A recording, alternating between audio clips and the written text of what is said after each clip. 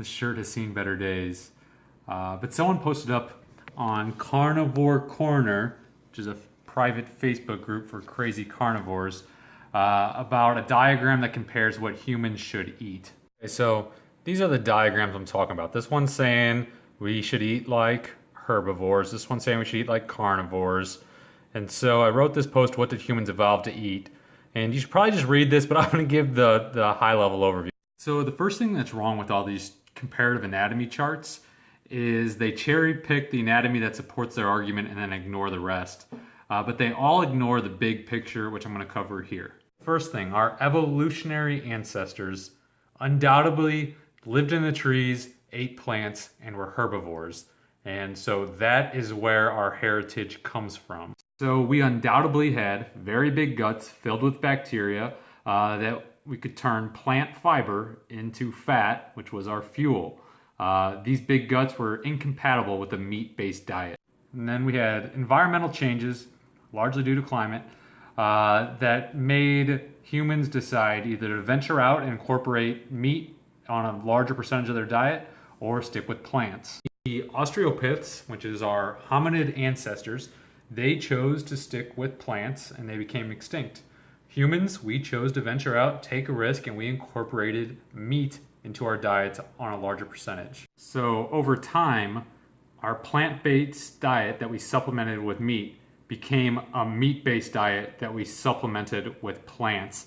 And we became obligate meat eaters, meaning we had no choice, we needed meat. So under my Instagram profile, I have a saved story, a highlighted story. It's called Brains, and it explains this much better. But humans literally did not have a decision. We could not survive without meat. So as we became absolutely dependent on animal food to survive, natural selection favored things that made eating animals more beneficial, such as running.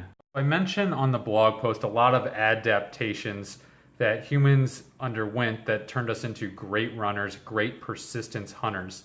And we became more and more like carnivores and less like herbivores. A couple things are clear. One is that we can eat plants. We haven't completely lost this through evolutionary history.